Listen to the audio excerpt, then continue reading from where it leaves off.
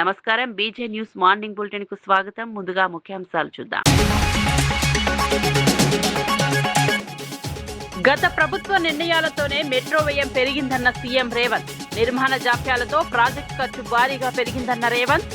Real estate ప్రయోజనాలకు ప్రాధాన్యం ఇచ్చారన్న ఆరోపణ. ప్రజల అవసరాలకు అనుగుణంగా మెట్రో విస్తరణ చేస్తున్నామన్న సీఎం. ఏపీ లిక్కర్ స్కామ్ దేశంలోనే అతిపెద్ద కుంభకోణమన్న మంత్రి. వైఎస్ఆర్సీపీ హయాంలో నాసిరకం మద్యం విక్రయించారన్న ఆరోపణ. మద్యం విధానాన్ని పారదర్శకంగా మార్చామన్న కొల్లు రవీంద్ర.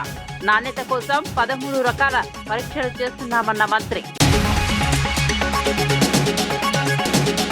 పవన్ రాజకీయాలపై అవగాహన పెంచుకోవాలన్న మహేష్ గౌడ్. కాంగ్రెస్ చరిత్ర తెలుసుకుని మాట్లాడాలని పవన్ కు సూచన. తెలంగాణ ఉద్యమంలో కాంగ్రెస్ పాత్రను గుర్తు చేసిన గౌడ్. బాధ్యతాయుత రాజకీయాలు చేయాలని పవన్ కు హితవు. వైఎస్ఆర్సీపీ మళ్లీ అధికారంలోకి రాకూడదన్న మంత్రి నిమ్మల. గత తప్పులను ప్రజలు పునరావృతం చేయొద్దన్న నిమ్మల. అభివృద్ధి కోసం కూటమికి మద్దతు ఇవ్వాలని పిలుపు. రాష్ట్ర భవిష్యత్తు కోసం సరైన నిర్ణయం తీసుకోవాలన్న మంత్రి.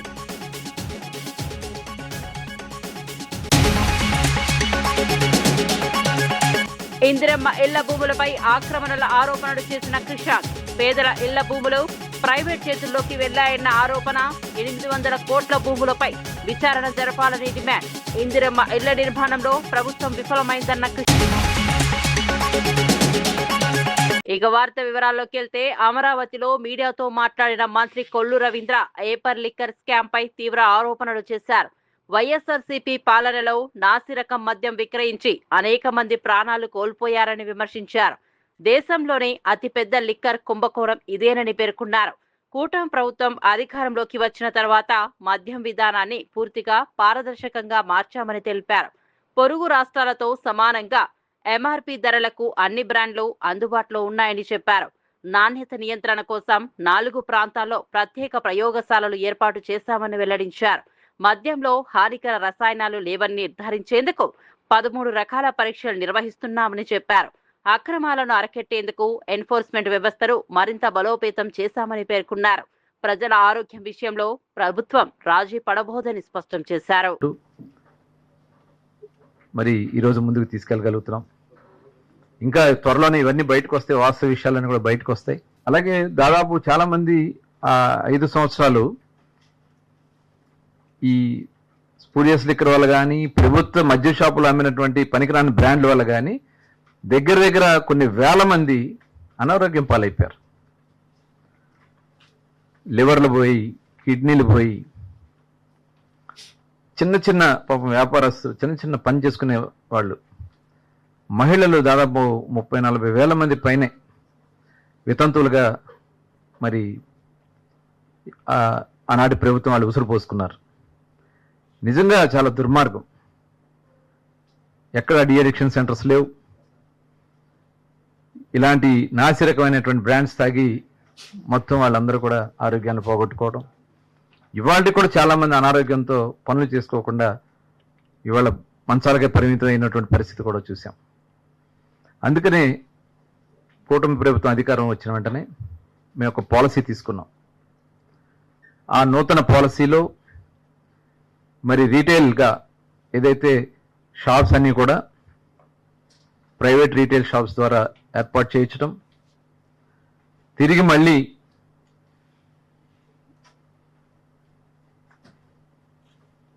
కొన్ని రిజర్వ్ షాప్స్ కూడా ఇచ్చి ఏదైతే కళ్ళు గీత వృత్తిలో ఉన్నటువంటి వారికి, సొండి సామాజిక వర్గం వారికి 10% రిజర్వ్ చేశాం. అవన్నీ కూడా చాలా ట్రాన్స్పరెంట్. పవన్ కళ్యాణ్ కాంగ్రెస్ చరిత్రను, నెహ్రూ గాంధీ కుటుంబం చేసిన త్యాగాలను తెలుసుకుని మాట్లాడాలని టీపీసీసీ అధ్యక్షుడు మహేష్ కుమార్ గౌడ్ సూచించారు. సినిమాల్లో చెప్పే డైలాగుల మాదిరిగా రాజకీయాలపై వ్యాఖ్యలు చేయడం సరికాదన్నారు. తెలంగాణ ఉద్యమంలో పాత్ర లేని పవన్ కాంగ్రెస్ ను విమర్శించే ముందు రాజకీయ చరిత్రపై అవగాహన పెంచుకోవాలని అన్నారు. తెలంగాణ రాష్ట్ర సాధనలో కాంగ్రెస్ కీలక పాత్ర పోషించిందని గుర్తు చేశారు. తెలంగాణను కించపరిచే విధంగా పదే వ్యాఖ్యలు చేయడం బాధాకరమన్నారు. గతంలో బీజేపీ నేతలు చేసిన వ్యాఖ్యల మాదిరిగానే పవన్ మాట్లాడుతున్నారని విమర్శించారు. రెండు తెలుగు రాష్ట్రాల మధ్య విద్వేషాలు రెచ్చగొట్టే వ్యాఖ్యలు మానుకోవాలని హితవు పలికారు. ప్రజల భావోద్వేగాలను గౌరవిస్తూ బాధ్యతాయుతంగా వ్యవహరించాలని సూచించారు. తెలంగాణ చాలా ఏళ్ల తర్వాత కళ సాకారమైంది. సోనియా గాంధీ దయ వల్ల వచ్చిన తెలంగాణని 13 ఏళ్లుగా మేము జాగ్రత్తగా చూసుకుంటా ఉంటే బీజేపీని ఇక్కడేదో తీసుకురావాలని ఒక చెడ్డ తలంపుతో వారు పలికే పలుకులు నువ్వు పలుకుతా ఉన్నావు. తెలంగాణ ప్రజలు చూడందే నీ సినిమాలు ఆడినాయా? నువ్వు ఇంత పెద్ద స్టార్ ఎట్లయినావు? తెలంగాణకి రావద్దని ఎవరనట్లే. ఒక సినిమా నటుడిగా, ఒక ఆర్టిస్ట్గా తెలంగాణకు వస్తే నా ఇంటికి పిలిచి భోజనం పెడతాను నేను. ఇక్కడ 2 జూన్ రోజు నువ్వు వచ్చేదో సభ పెట్టి ఇక్కడ శాంతి భద్రతకి విఘాతం కలిగిస్తానంటే ఏ ప్రభుత్వం ఆపుతుంది? మా ప్రభుత్వం ఆపింది. కళల్ని, కళాకారుల్ని గౌరవించే సంస్కృతి ఉన్నటువంటి party Congress party. N T Rama Rao గొప్ప కళాకారుడు గౌరవించి విగ్రహం పెట్టిన పార్టీ కాంగ్రెస్ పార్టీ. మీరు సినిమాలు చేసుకోండి. డిప్యూటీ ముఖ్యమంత్రిగా ఆంధ్రప్రదేశ్లో మీరు చేసిన పనులు చాలా ఉన్నాయి. నేర్చుకోవాల్సింది చాలా ఉంది మీకు రాజకీయాల్లో. ఊరికే ఎవరో ఒప్పందిస్తే మీరు తెలంగాణ గురించి పదే పదే మాట్లాడడం మంచిది కాదు. పవన్ కళ్యాణే కాదు, ఎవరైనా తెలంగాణ గురించి, తెలంగాణ సెంటిమెంట్ గురించి, తెలంగాణ ప్రజల గురించి కించపరిచే విధంగా మాట్లాడితే ఊరుకునే ప్రసక్తే ఉండదు. అధికారం ఉంది కదా, డిప్యూటీ ముఖ్యమంత్రి కదా, నేను ఇష్టారాజ్యంగా మాట్లాడదంటే చెల్లదు. ఇది తెలంగాణ మనోభావాలు వేరు. తెలంగాణ ప్రజల హృదయాలు అందరిని ఆస్వాదించే హృదయాలు. ఇప్పటికి కూడా ఆంధ్ర తెలంగాణ వేరైనా ఆంధ్ర ప్రజల్ని మా అన్నదమ్ములాగా చూసుకున్నటువంటి ప్రజలు తెలంగాణ ప్రజలు. అందరినీ ప్రేమతో చూసుకునే ప్రజలు తెలంగాణ ప్రజలు. నేను దాన్ని ఆసరాగా తీసుకొని ఇష్టారాజ్యంగా వివరిస్తామంటే నడవదు పవన్ కళ్యాణ్ గారు.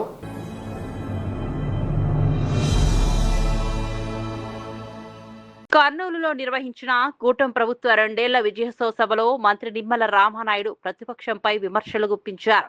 గత ఎన్నికల్లో ప్రజలు తిరస్కరించిన వైఎస్ఆర్సీపీని భవిష్యత్తులో కూడా అధికారానికి దూరంగా ఉంచాలని ప్రజలకు పిలుపునిచ్చారు. వైఎస్ఆర్సీపీ మళ్లీ అధికారంలోకి వస్తే రాష్ట్ర భవిష్యత్తు చీకటిలోకి వెళ్తుందని అన్నారు. అబద్ధాలు, తప్పుడు ప్రచారాలతో ప్రజలను మోసం చేసి తిరిగి అధికారంలోకి రావాలని ఆ పార్టీ ప్రయత్నిస్తోందని ఆరోపించారు. జగన్ పాలనలో రాష్ట్రం తీవ్ర నష్టపోయిందని విమర్శించారు. పిల్లల భవిష్యత్తును దృష్టిలో పెట్టుకుని ప్రజలు సరైన నిర్ణయం తీసుకోవాలని కోరారు. అభివృద్ధి, సంక్షేమ కార్యక్రమాలను కొనసాగించేందుకు కూటమికి శాశ్వత మద్దతు ఇవ్వాలని విజ్ఞప్తి చేశారు. ప్రజలు గత తప్పులను పునరావృతం చేయరని ఆశాభావం వ్యక్తం చేశారు. మొన్న 2024 ఎన్నికల్లో మనందరూ కూడా జగన్మోహన్ రెడ్డి అనేటువంటి భూతాన్ని శేషాలో పెట్టి బెరడా పెట్టి బిగించాం. మనందరం కూడా మళ్ళీ ఆ శేషాలు వచ్చి ఆ బెరడా తీసుకుని బయటికి రావాలని ఆ భూతం ప్రయత్నిస్తూ ఉంది. ఎవరైనా జాలిపడి ఆ బెరడా మూత చేస్తే ఆ భూతం ముందు ఆ బెరడా తీసిన వాడిని మింగేస్తారు. ఎందుకంటే ఆ భూతానికి ఇది మంచి, ఇది చెడు అని తెలియదు.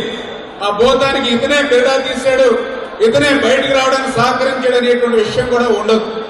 చేత ఏదైతే 2024 ఎన్నికల్లో జగన్మోహన్ రెడ్డి అనేటువంటి గొడ్డల పార్టీకి ఏ రకంగా అయితే బెరడా పెట్టి బిగించామో దాన్ని శాశ్వతంగా అట్లానే బెరడా పెట్టి బిగిస్తేనే రేపటి భవిష్యత్తులో మన తెలుగుదేశం, జనసేన, బీజేపీ కూటమి ద్వారా ఈ ఆంధ్రప్రదేశ్ రాష్ట్ర భవిష్యత్తు ఉంటుంది అనే విషయాన్ని తప్పనిసరిగా మనందరం కూడా గుర్తుపెట్టుకోవాలని చెప్పి హైదరాబాద్ కంటోన్మెంట్ పరిధిలో ఇందిరమ్మ ఇళ్ల కోసం కేటాయించిన ప్రభుత్వ భూములపై బీఆర్ఎస్ నాయకుడు మన్నె క్రిషాంక్ సంచలన ఆరోపణలు చేశారు.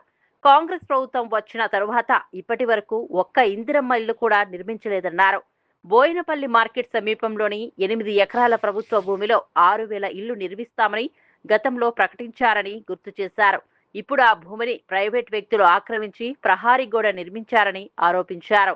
దాదాపు 800 కోట్ల విలువైన ప్రజల ఆస్తి ఎలా ప్రైవేట్ వ్యక్తుల చేతుల్లోకి వెళ్లిందో ప్రభుత్వం సమాధానం చెప్పాలని డిమాండ్ చేశారు.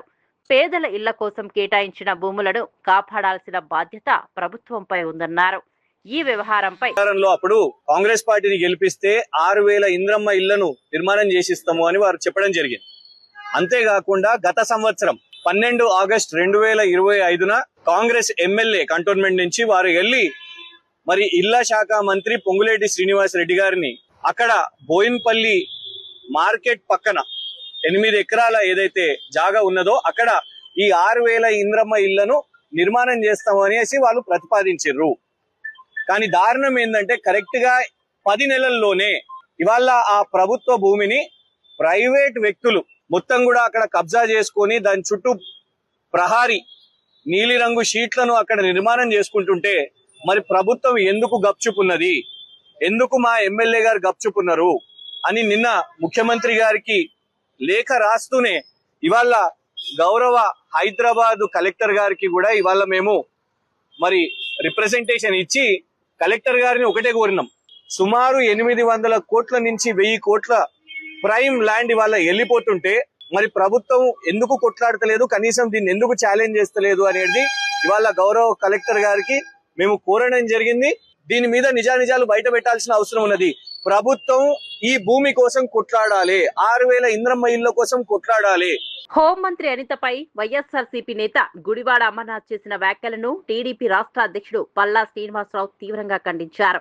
మహిళా మంత్రిని వ్యక్తిగతంగా లక్ష్యంగా చేసుకుని మాట్లాడటం మహిళలను అవమానించడమేనని అన్నారు. ఇటువంటి వ్యాఖ్యలు వైఎస్ఆర్సీపీ రాజకీయ దివాలాకోరుతనానికి నిదర్శనమని విమర్శించారు. ప్రజా సమస్యలపై చర్చించకుండా వ్యక్తిగత విమర్శలకు దిగడం సరికాదన్నారు. అమర్నాథ్ వెంటనే తన వ్యాఖ్యలను వెనక్కు తీసుకుని బహిరంగ క్షమాపణ చెప్పాలని డిమాండ్ చేశారు. రాజకీయాల్లో మహిళల గౌరవాన్ని కాపాడాల్సిన బాధ్యత ప్రతి ఒక్కరిపై ఉందన్నారు. మహిళా నాయకులపై అనుచిత వ్యాఖ్యలను ప్రజలు కూడా ఖండించాలని కోరారు. విలువలతో కూడిన రాజకీయాలే ప్రజాస్వామ్యాన్ని బలోపేతం చేస్తాయని పల్లా శ్రీనివాసరావు పేర్కొన్నారు.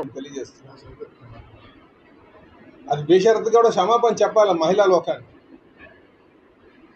మన ఇంట్లో కూడా మహిళలు ఉన్నారు, మన మహిళా సోదరుమణులు ఉన్నారు. ఎక్కడికైనా మనం బయటికి వెళ్ళాలి అంటే అందంగా తయారవ్వమనే చెప్తాం మనం.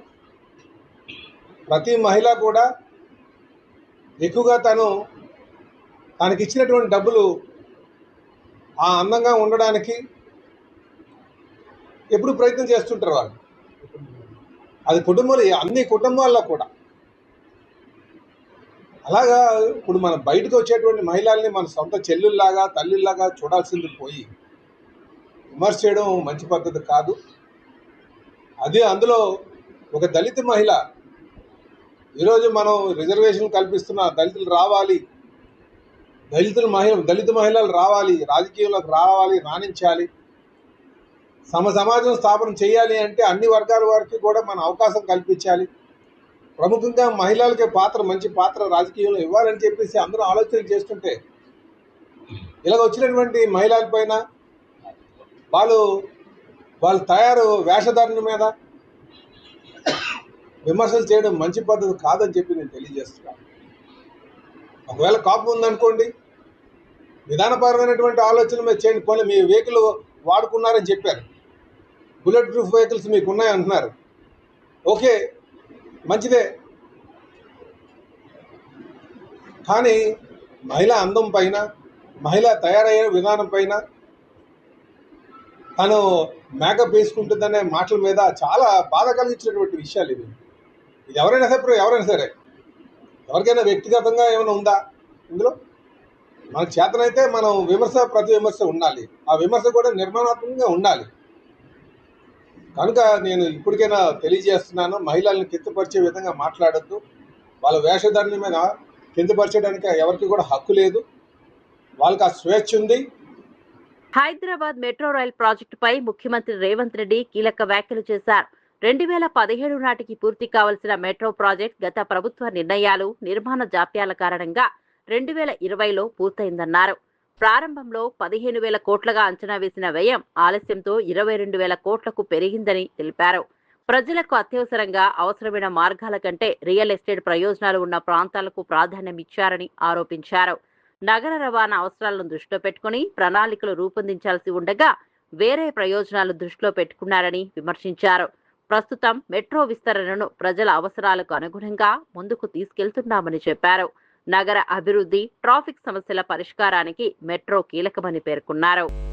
ఈ హైదరాబాద్లో 70 కిలోమీటర్ల మెట్రో రైలు నిర్మాణం ఒప్పందం ఎల్ఎన్టీ సంస్థతో పబ్లిక్ ప్రైవేట్ పార్ట్నర్షిప్ 15,000 కోట్ల రూపాయల అంచనాతో పనులు ప్రారంభించడం జరిగింది.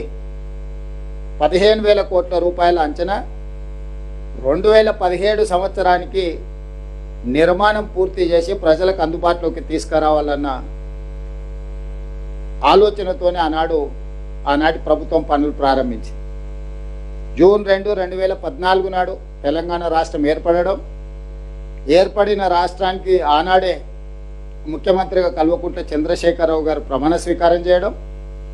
ప్రమాణ స్వీకారం చేసిన చంద్రశేఖరరావు గారు వేగంగా మెట్రో రైలు నిర్మాణాన్ని పూర్తి చేసి 70 కిలోమీటర్ల మెట్రోను ప్రజలకు అంకితం చేయాల్సిన పనిని పక్కన పెట్టి చారిత్రాత్మకమైన కట్టడాలు ఉన్నాయి.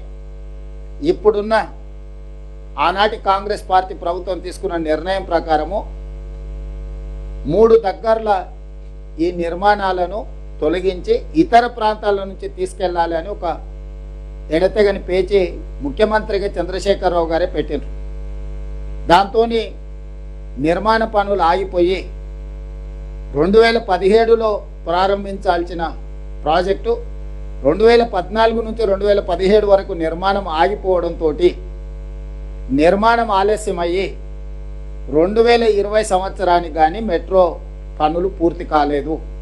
అక్కడికి కూడా గౌలిగూడ నుంచి చాంద్రాయన్ గుట్ట వరకు ఫలక్నామా ప్యాలెస్ ఆ ప్రాంతంలో 5 కిలోమీటర్లు నిర్మాణం చేయకుండానే వదిలేసే పరిస్థితి వచ్చింది. 15,000 కోట్లతో పూర్తి కావాల్సిన మెట్రో రైలు నిర్మాణ అంచనా వ్యయము 22,000 కోట్ల రూపాయలకు పెరిగింది.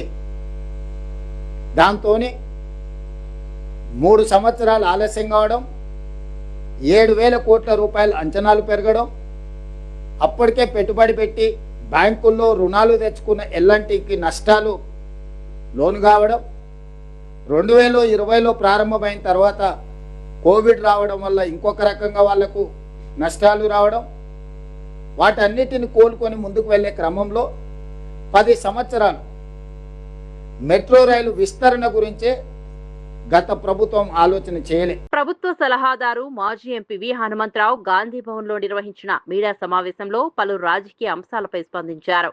రాష్ట్ర రాజకీయ పరిణామాలు, కాంగ్రెస్ పార్టీ కార్యక్రమాలు, ప్రజా సమస్యలపై తన అభిప్రాయాలను వెల్లడించారు. ప్రజాస్వామ్య విలువలను కాపాడాల్సిన అవసరాన్ని నొక్కి చెప్పారు. రాష్ట్ర అభివృద్ధి, సంక్షేమ కార్యక్రమాల అమలుపై ప్రభుత్వం దృష్టి సారించిందన్నారు. ప్రజలకు ఇచ్చిన హామీల అమలులో కాంగ్రెస్ ప్రభుత్వం కట్టుబడి పనిచేస్తోందని పేర్కొన్నారు. ప్రతిపక్షాలు వాస్తవాలను వక్రీకరించి ప్రజలను తప్పుదోవ పట్టించే ప్రయత్నం చేస్తున్నాయని విమర్శించారు. ప్రజా ప్రయోజనాలే ప్రభుత్వానికి ముఖ్యమని, సమగ్ర అభివృద్ధి లక్ష్యమని స్పష్టం చేశారు. అన్ని వర్గాల ప్రజలకు న్యాయం జరిగేలా చర్యలు కొనసాగుతున్నాయని తెలిపారు.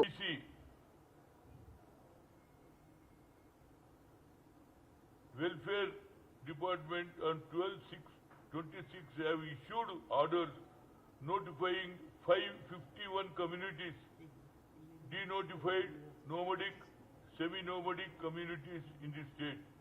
The accessing the seed scheme which is implemented in central government. Total 19 lakhs people uన్నారు ఇందులో. About 19 lakhs people, these communities will benefit with the decision of the government. ఇక ఇంట్లో కమ్యూనిటీస్ ఎన్ని ఉన్నాయో 51 కమ్యూనిటీస్లో అందులో ముఖ్యంగా 51 గ్రూప్ ఈలో ఫకీర్ బుద్దుబుడుకు, గంటి ఫకీర్, గంట ఫకీరు, తుర్క బుద్దబుడుకోళ్ళు, దర్వేష్ ఫకీర్, గుడ్డి ఎలుగు బంటువులు, ముసల్మాన్ కీలు, గుర్రకు వాళ్ళు, అంటే 51 కమిటీలకు ఈ సర్టిఫికెట్ ఇవ్వాలే. వాళ్ళకు ఉద్యోగాలల్లో, చదువులలో ఇండ్లు లేని వాళ్ళకు కూడా ఇవ్వాలనేది హిస్టారికల్ ఎప్పటి నుంచో అదర్ స్టేట్లో జరుగుతుంది. కానీ మన రాష్ట్రంలో ఇప్పుడే 8వ స్టేట్గా అవుతుంది. దీనికి ఒక బీసీ అడ్వైజర్గా నాకు చాలా సంతోషం ఉంది. నేను అనుకుంటా బహుశా రాహుల్ గాంధీ గారు ఎప్పుడైతే ఈ ఆలోచన చేశాడో, ఏది we come to the power will conduct caste wise census, జితనా హిస్సేదారి ఉత్తి భాగీదారి అన్న తర్వాతనే రాష్ట్రంలో రేవంత్ రెడ్డి గారు కామారెడ్డిలో బహిరంగ సభ పెట్టి సిద్ధరామయ్య సమక్షంలోనే చెప్పాడు, మేము పవర్లో వస్తే లోకల్ బాడీలో 42% రిజర్వేషన్ ఇస్తామన్నాడు. పవర్లో రాగానే మొట్టమొదటి కార్యక్రమం క్యాబినెట్లో నిర్ణయం తీసుకొని 150 ఎకరాలు 150 కోట్లు పెట్టి కులగన జరిపించాడు. దాని ప్రతిఫలమే 42 మంది ఏది బీసీ ఏది 42% ఏది సర్పంచులు గెలవడం జరిగింది. అదేవిధంగా ఎక్కువ సంఖ్యలో చైర్మన్లు వైస్ చైర్మన్లు అయ్యారు. దీనికి ఇమీడియట్ గా రాష్ట్ర ప్రభుత్వం ఎంఆర్ఓలు కానీ ఆర్డీఓలు కానీ ఈ కాకినాడ జిల్లా తుని మండలంలో అదృశ్యమైన చిన్నారి జ్ఞానేశ్వరి కేసుపై డీఎస్పీ తిలక్ కీలక వ్యాఖ్యలు చేశారు. పాప ఆచూకీ దొరికే వరకు సెర్చ్ ఆపరేషన్ కొనసాగుతుందని తెలిపారు. కిడ్నాప్ జరిగిందా, జంతువులు తీసుకెళ్లాయా అనే కోణాలతో సహా అన్ని విధాలుగా దర్యాప్తు చేస్తున్నామని చెప్పారు. ఎన్డీఆర్ఎఫ్, ఎస్డీఆర్ఎఫ్, అటవీ శాఖ, రెస్క్యూ బృందాలతో గాలింపు చర్యలు కొనసాగుతున్నాయని వెల్లడించారు. ఈ కేసుకు సంబంధించి అమావాస్య పూజలు, చేతబడులు వంటి ప్రచారాలు పూర్తిగా మూఢనమ్మకాలేనని స్పష్టం చేశారు. ప్రజలు అలాంటి వదంతులను నమ్మవద్దని విజ్ఞప్తి చేశారు. దర్యాప్తును పోలీసులు శాస్త్రీయ పద్ధతుల్లో కొనసాగిస్తున్నారని తెలిపారు. చిన్నారి క్షేమంగా లభించేందుకు అన్ని ప్రయత్నాలు చేస్తున్నామని చెప్పారు. అలాగే technical evidence, tower dumps, CDR analysis, ఇక్కడ ఈ చుట్టుపక్కల గ్రామాల్లో అనుమానితులు ఎవరున్నా వాళ్ళ అడ్రస్లు తీసుకొని ఇప్పుడు అఫెన్స్ జరిగిన తర్వాత వాళ్ళు ఉన్నారా లేరా, ఊర్లో ఉన్నారా, వాంటెల్లి దే అవాయిడెడా అనేది కూడా వెరిఫై చేస్తున్నాము. అలాగే మిస్సింగ్ గర్ల్ ఫాదర్కి ఆర్థిక లావాదేవీలతో ఎవరికైనా సంబంధాలు ఉండి వాళ్ళ ఇచ్చిపుచ్చుకోవడంలో గొడవలే ఉన్నాయి, ఆ కోణంలో కూడా చూస్తున్నాము. ఈ టెరైన్ ఈ కొండకి దగ్గరగా ఉండడం వల్ల పాప ఆ రోజు వెళ్ళడం ఆ కొండ వైపు వెళ్ళుంటే యానిమల్ క్యాచ్ చేసే అవకాశాలు ఎక్కువ ఉన్నాయని, అవి కూడా ఆ కోణంలో కూడా ఫారెస్ట్ డిపార్ట్మెంట్ వాళ్ళు పిలిపించి వాళ్ళతో కూడా డైలీ అది కూమింగ్ చేయిస్తున్నాము. చర్చింగ్ ఆపరేషన్స్ కూడా కొండ మీద చేయిస్తున్నాము. అలాగే నిన్న డిప్యూటీ సీఎం పవన్ కళ్యాణ్ గారు ఆదేశాల మేరకు ఎన్డీఆర్ఎఫ్ టీం కూడా నిన్న ఉదయం మాతో జాయిన్ అయింది. వారు కూడా ఒక 30 మెంబర్స్ వచ్చారు. 2 టీమ్స్గా ఫామ్ అయ్యి వాళ్ళు కూడా నిన్నటి నుండి కొండ వెనకాల ఉండేది 2-3 కొండలు కూడాను వాళ్ళు నిన్నంతాను చర్చింగ్ ఆపరేషన్ చేసి కంటిన్యూస్గా ప్రతి పాయింట్ ఈ 48 ఏకర్స్ ఉన్నటువంటి తోట కూడా మళ్ళీ చెక్ చేయించాము. ఎలక్స్ కూడా వాళ్ళు వెళ్ళి చెక్ చేసుకొని వచ్చారు. ఎక్కడ ఏ అనుమానం ఉన్నా గాలిస్తున్నాము. ఈ గాలింపు చర్యలు మటుకు పాప ట్రేస్ అయ్యేంత వరకు కొనసాగింది. అంటే ఎన్ని రోజులు అని కాదండి, పాప మనకి సురక్షితంగా మనము కాపాడి ఆ పాపను రికవరీ చేసేంత వరకు కొనసాగుతుంది.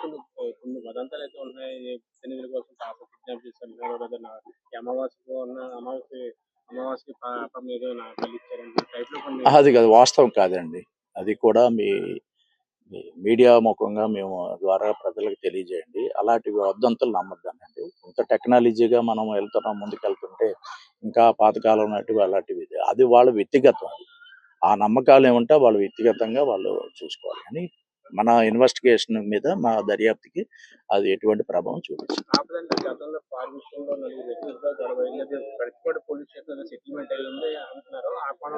అది కూడా వెరిఫై చేసామండి. వెరిఫై చేసి వాళ్ళు కూడా పిలిపించాం, మాట్లాడాము. ఆ ఇష్యూ అప్పటికే క్లోజ్ అయిపోయింది.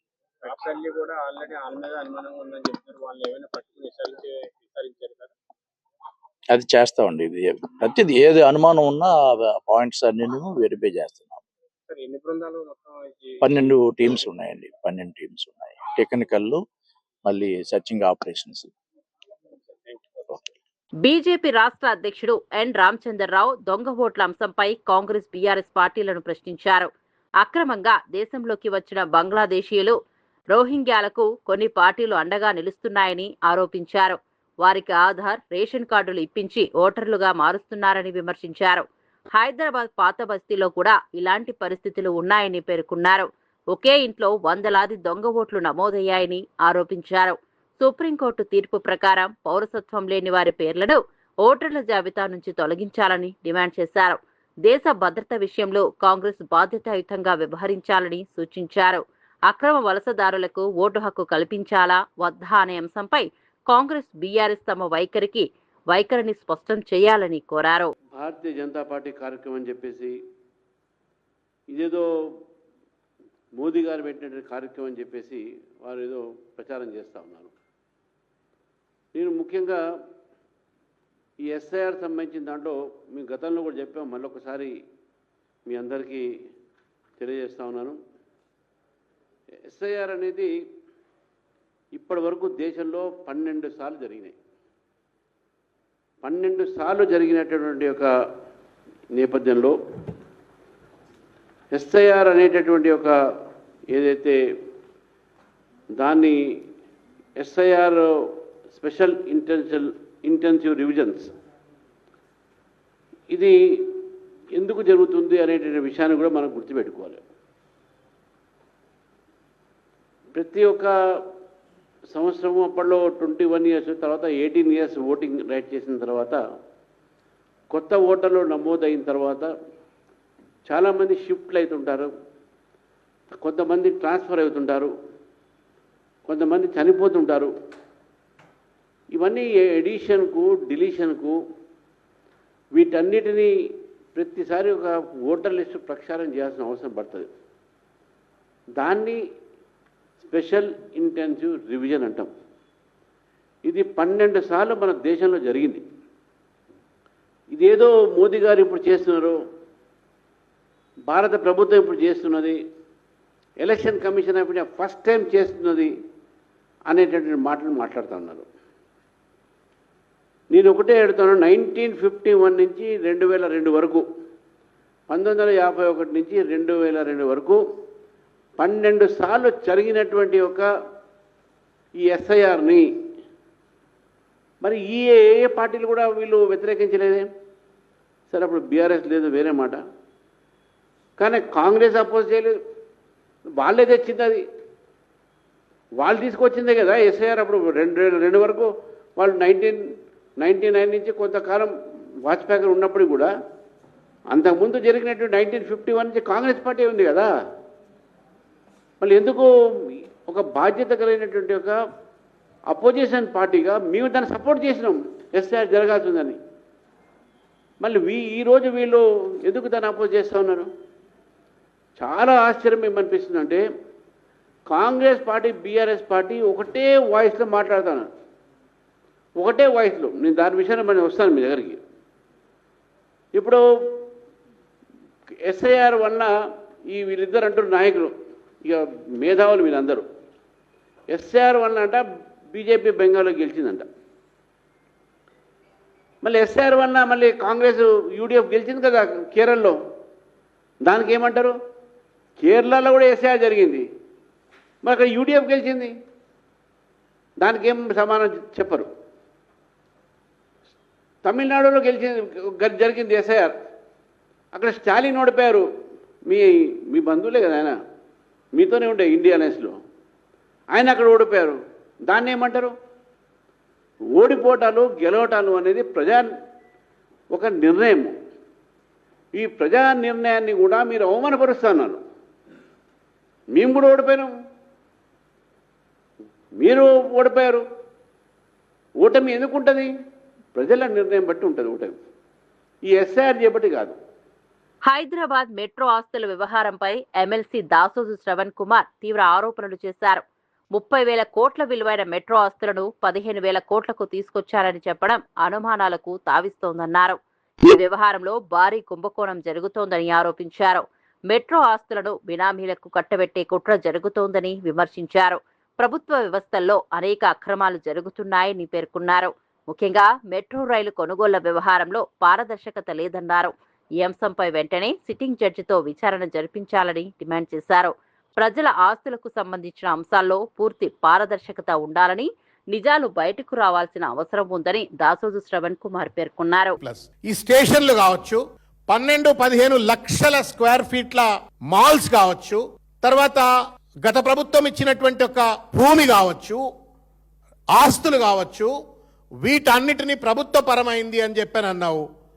ఇవన్నీ కూడా నువ్వు నీ బినామీలకు కట్టబెట్టేటువంటి ఒక కుట్ర చేస్తున్నావు అని చెప్పని బయట ఆరోపణలు వినబడతా ఉన్నాయి. ఇది నిజమేనా? దీనిపైన విచారణకు సిద్ధమా రేవంత్ రెడ్డి? సమాధానం చెప్పు. అన్నిట్లో దందలు చేస్తారా మీరుగా? స్కూల్ పిల్లల షూస్ కొంటే దంద చేస్తావు, పుస్తకాలు కొంటే దంద చేస్తావు, యూనిఫామ్ కొంటే దంద చేస్తావు, ప్రభుత్వ భూములు అమ్మితే దంద చేస్తావు, ప్రభుత్వ ఆస్తులను విచ్చలవిడిగా ప్రైవేట్ వాళ్ళకి కట్టబెట్టేట ప్రయత్నం చేస్తావు, హెచ్ఎండిఏ ద్వారా దందలు చేస్తావు. ఆఖరికి ప్రజల ఆస్తి అయినటువంటి ఒక కేసీఆర్ గారు అత్యంత ప్రతిష్టాత్మకంగా కట్టినటువంటి ఒక మెట్రో రైల్ ప్రాజెక్టులో కూడా నువ్వు దందలు చేసినావు. ఈ దందల పైన విచారణ జరగాల మేము డిమాండ్ చేస్తా ఉన్నాం. ఇవాళ మెట్రో రైల్ కొనుగోలు వ్యవహారం పెద్ద కుంభకోణం. ఇది 30,000 కోట్ల ఆస్తి. ఎలాంటి on what basis is that it has relinquished and then handed over to Revanth Reddy. దీనిపైన విచారణ జరగాల. ఎన్ని కోట్ల రూపాయల అండర్ టేబుల్ ట్రాన్సాక్షన్ జరిగినాయో ప్రజలకు తెలవాలా. ఇవాళ ఇంత పెద్ద మాల్స్, ఇంత పెద్ద స్టేషన్స్ అన్ని కూడా ప్రభుత్వమే మేనేజ్ చేస్తున్నదని చెప్తున్నప్పటికీ కూడా ఇవన్నీ కూడా ఆయన బినామీలకు కట్టబెట్టేటువంటి ఒక కుట్ర జరుగుతుంది అని చెప్పని ప్రచారం జరుగుతున్న దరిమిల ఏ మాత్రమైనా నీతి నిజాయితీ ఉన్నట్టయితే రేవంత్ రెడ్డి గారు, ధైర్యం ఉన్నట్టయితే రేవంత్ రెడ్డి గారు, నికార్సైనడు అయితే నువ్వు రేవంత్ రెడ్డి గారు సిట్టింగ్ జడ్జితో ఈ మొత్తం కొనుగోలు వ్యవహారం పైన నువ్వు విచారణ జరిపించు. చీటికి మాటికి సిట్టులు అంటావు, చీటికి మాటికి సిట్టింగ్ జడ్జిల విచారణ అంటావు, కమిషన్లు అంటావు కదా రేవంత్ రెడ్డి.